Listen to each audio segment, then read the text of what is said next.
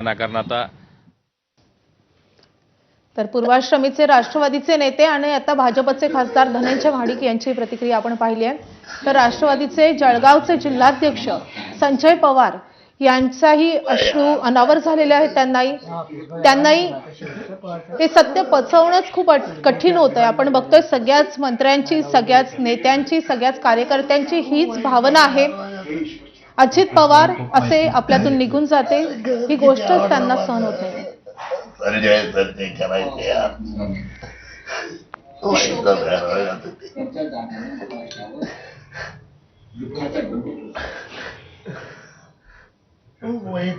दादा दादा दादा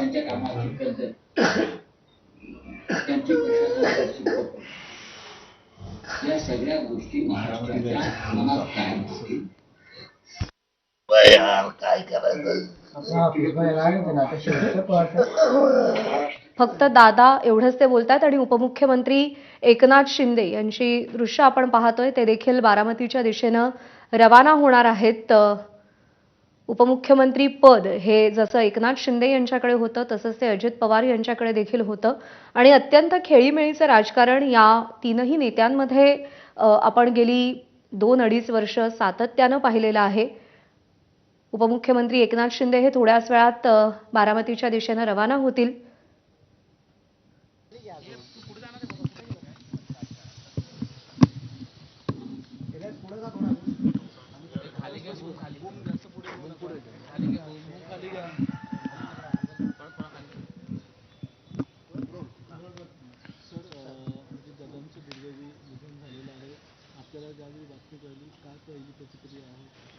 खरं म्हणजे अतिशय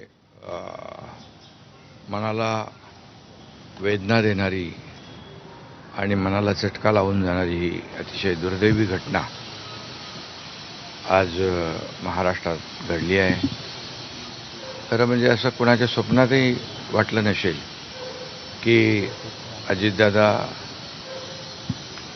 एवढ्या लवकर आपल्यातून जातील।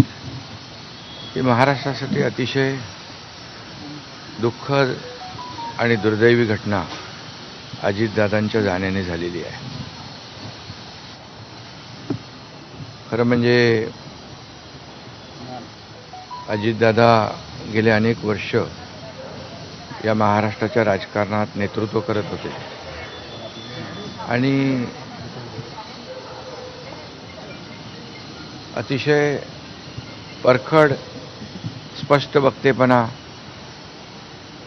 आणि प्रशासनावर असलेली त्यांची पकड आपण पाहिलेली आहे। प्रत्येक गोष्टीचा त्यांना बारीक अभ्यास करून बोलण्याची सवय होती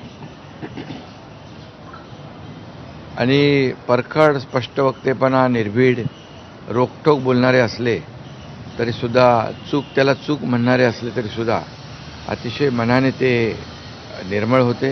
याचा अनुभव मी स्वतः घेतलेला आहे। त्यांच्यासोबत मी मंत्रिमंडळात देखील काम केलं। मी मुख्यमंत्री असताना त्यांनी उपमुख्यमंत्री म्हणून देखील काम केलं आणि जेव्हा मुख्यमंत्री मी असताना मुख्यमंत्री माझी लाडकी बहीण योजना किंबहुना इतरही योजना जेव्हा आम्ही सुरू केल्या तेव्हा आर्थिक जे काही घडी आहे किंवा आर्थिक तरतूद जी आहे ती अतिशय उत्कृष्टपणे, उत्तमपणे त्यांनी त्यावेळेस केली आणि याचा अनुभव मला आहे।